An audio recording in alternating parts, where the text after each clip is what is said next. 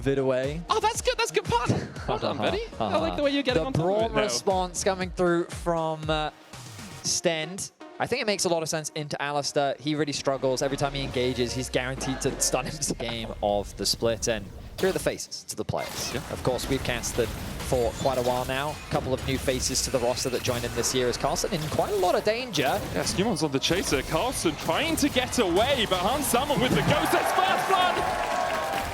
But Hans Summer wasn't the target there, which allowed him to freely trade back onto Flackhead. You can see they're about to hit that level 2 mark. They're going to threaten an all-in.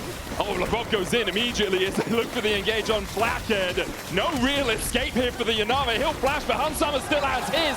Stend flashes. His Sejuani game where he did the second most damage on the team on Sejuani was one of the reasons Heretics were able to fight against Fnatic. Here, Scumond just messing up that tempo, just getting in the mind, getting in the face, using the pressure he has in the mid lane from Caps to push in here and force Sheo and Camilo away.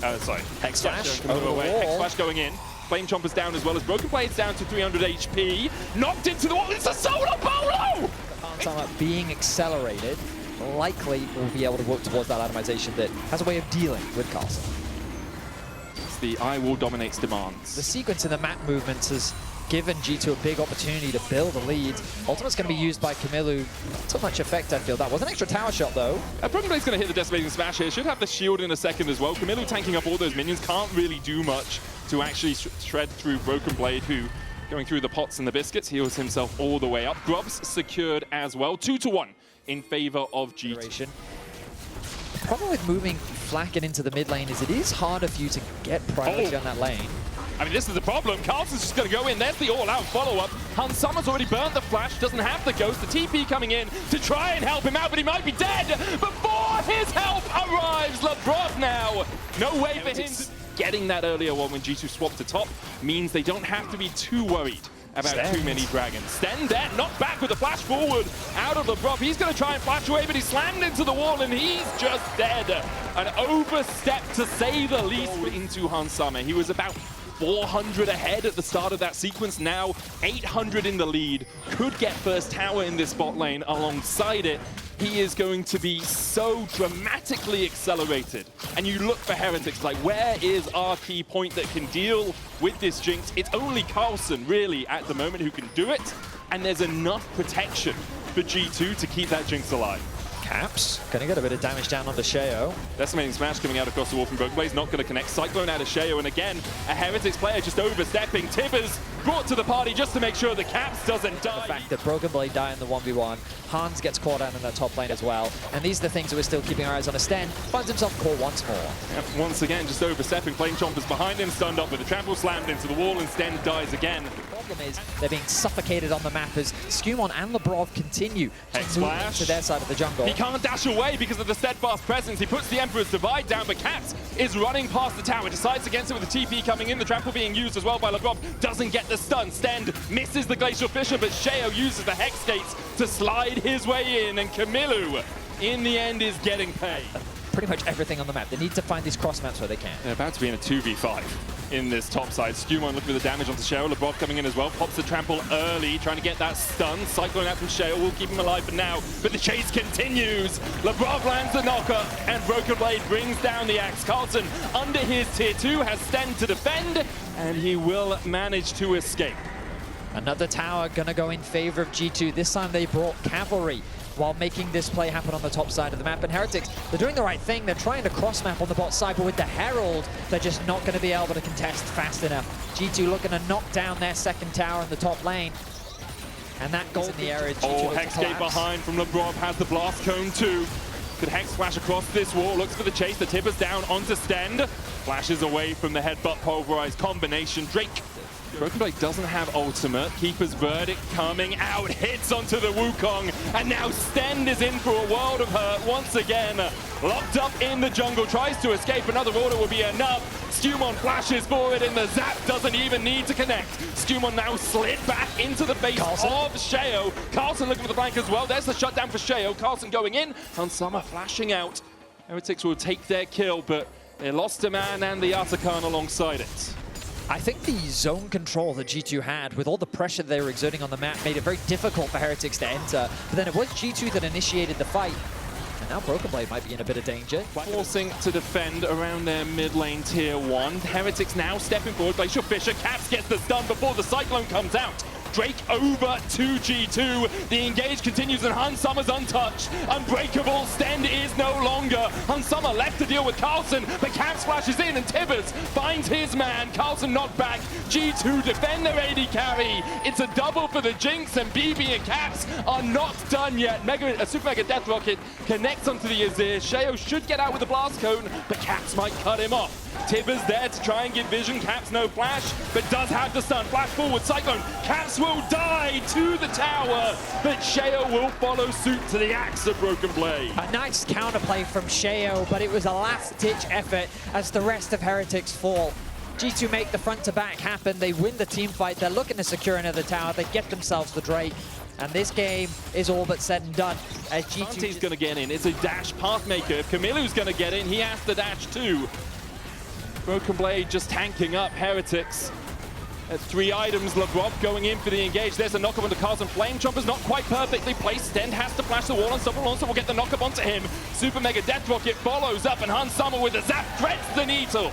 Blackhead putting out some DPS himself as Carlson's forced back towards the Razor Beak camp. G2 will settle for that, playing a 4v5, getting a kill, and getting a tier 2 on bot side. At the side of the Rift as the Baron is going to be started off. G2 is looking to put pressure across all sides of the map on the Heretics. Skewmon is getting a little bit low. You've got the Buckler on the Poppy, so he should be able to just shield himself up. TP in from Caps. He wants to join the fight around the big purple worm. Okay, Sheo can Sheo still look for the steal here. But the Poppy ult, remember the Poppy ult. Look at where Lebrov is trying to be a nuisance. Gets the knockback, but it's only onto the decoy and onto Camillu. Still, because Lebrov is there, Sheo can't get into the pit before it's secured. Skewmon dashing in, flashing in, looking for the kill, and Sheo will fall. The Cyclone, a breath of air at most, not tempestuous at all, as G2 find 2 Blackheads down. Stend and Camillu forced away. Carlson retreating to his base, now stops his recall to join up with the fight, but it's too little, it's too late. Camillu and Carlson full HP, and immediately G2 turn their attentions across towards the Cassante. Decimating Smash will be blocked, but the Steadfast Presence blocks the dash again. G2 16-5 up, 10k ahead, and we wondered whether the G2 vacation memes would continue. It seems the dreams of Heretics have been turned into nightmares. G2, in dominant fashion, will take the win. An impressive performance, specifically from Skewmon on Lebrov in the early game. The way that they put Sheo behind and they built up and executed in the mid-game was fantastic to see. G2 with a strong showing overall here in Game 1 of this series. Not much Heretics can do to defend G2. Not yet focusing the Nexus, but as soon as they do, they will wrap it up. Tibbers comes to make it 6v3. As even on the fountain, you are not safe. G2 1-0 up, a 14 against low mobility champ. I don't like MF into Bard. Yeah, I was about to say exactly I was about the to say same thing. low mobility champions, I think, are exactly what Bard wants. And so, like, Victor, I think, can really be punished when Xin Zhao, also, he doesn't really have any innate dashes or any jungle camps very yet. true. So, Skewmon, though, using that advantage as he sets his sights in the mid lane. Camillu here does hit the level 6, trading onto Caps, who's still half a level away. Camillu trying to flash away. Arcane Storm down onto Caps. The shield will be enough to keep him alive. Skewmon gets the first push in the top lane, but the Pantheon ultimate, it is available, and it's going to be invested in top lane. Starfall onto Blackhead, doesn't have cleanse. You can flash, but you can't escape the shield. Skewmon, second of the game, looking to try and get Pantheon's first win here in the LEC in summer. Currently 0-5.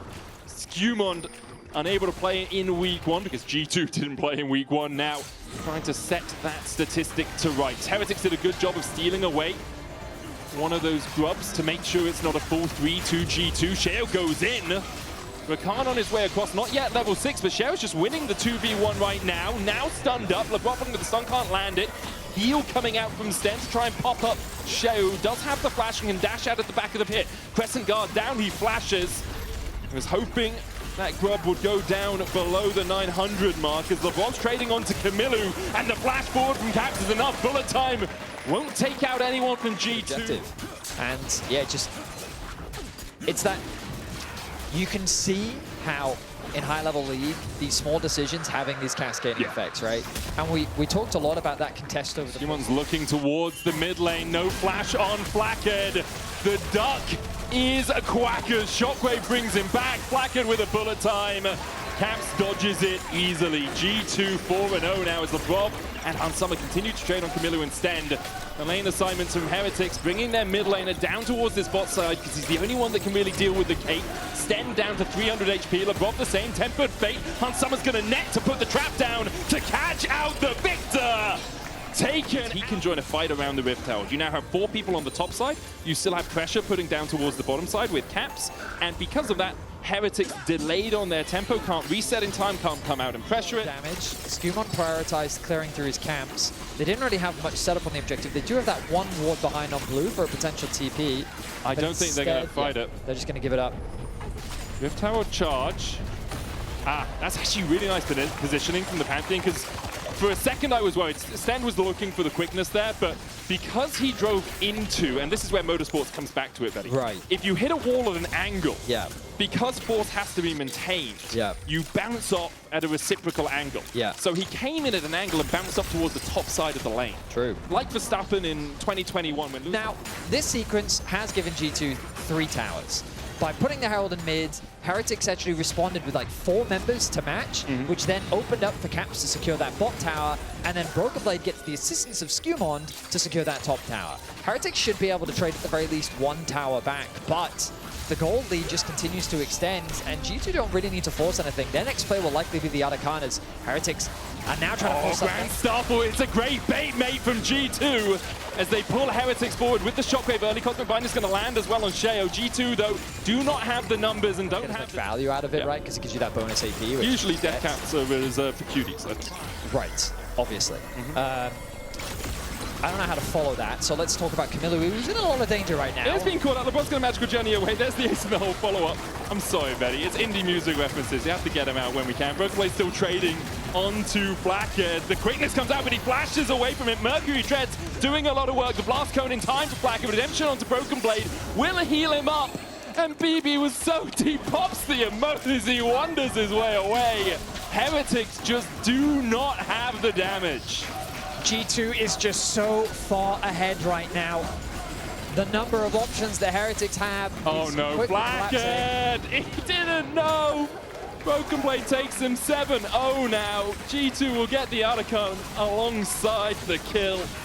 And yeah, the options have, that well seems well and truly dry. Certainly does. Jungle support synergy, which I think was on full display in this series. And Skumon just individually did have a fantastic series overall. In Game 1, he did a really good job of shutting down Sheo. In Game 2, his ganks have been super effective, and he's been making a lot of stuff. The engine that is Sheo has been shut down, and we haven't really felt his impact. He's trying to make his presence known now. Lebrov connects a stun. Tempered Fate onto Flackhead, who doesn't have the flash, and Broken Blade's here. And once again, Broken Blade will take the kill. 3-0 now on the Jax, as you said. One of his best champions this year, only lost twice on it. Skumon's going to sit in the redemption, heal himself up. Ace in the hole, Crescent Guard will block it. Stend with the quickness down towards happening this year. It's a tough one. They don't happen that often anyway. Flackhead does have flash, but Broken Blade saves his for the last possible moment. Flackhead flashes away, the barrier comes in as well, but he's whacked by a lamppost. Jax with 4-0. Has that Seeker's arm guard in case he's ever in a spot of bother, but so far hasn't been perturbed at all. 0-5 for Flackhead. He has been the target of G2's aggression, along with Camilo. Sheo trying to approach the Baron. Caps and Lebrov will not allow it. Stend is just going to die for that. He flashes away. Redemption coming out. Ace in the holes. Blocked by Carlson, who saves his support's life. Camilo the next target. And he wants to join his teammate at 0-5 in this game. And credit to G2 for doing that. I think Heretics have made some big mistakes. Some of G2 fans with a lot of confidence. The Dragon should be secured here by Heretics. The Caps TP is going to come through. G2 want to force the fight. Broken Blade goes in with a counter-strike, lands it onto 2. Skumon there for the chase. Broken Blade still has that Seekers, remember. Knocked back, knocked up, still healthy enough to continue to go forward. He carries the Shockwave onto the back line. And Camilo and Flackhead fall again. Sheo joins them in the death chamber. Carlsen flashes to Tempered Fate, and Skewen and Nabrov are on a magical journey to follow him down. The rest of G2 are pushing in the base, only Sten there to defend, and I don't think we can expect him to be able to do so. Broken Blade will chip him away. Carlsen actually TPing back to the base means there are 2 defenders here, but their base is under siege and they don't have trebuchets to try and take out the enemy forces. They're actually going to choose to go back to base out of fear. Stend here looking for a flank position, just trying to find some semblance of a way back into the game. We'll land the quickness, we'll land the knockup, and there won't be any follow-up damage as Carlsen's defending in mid. Tempered Fate's going to hit, and the Shockwave's going to follow suit. Doesn't even need to use it. Instead, they go for Sten, who'll fall. Carlsen getting chased out by Broken Blade, who's on the back line once again. Counter-strike forward. Grand Star fall for the follow-up. It's a double for Caps. Not quite a triple as it's stolen by LeBron. Hansama gets the 4th, and Carlsen stands and watches as G2 crack through the base, take everything off the map apart from the bot lane inhibitor and inhibitor tower. 17-0 in under 30 minutes.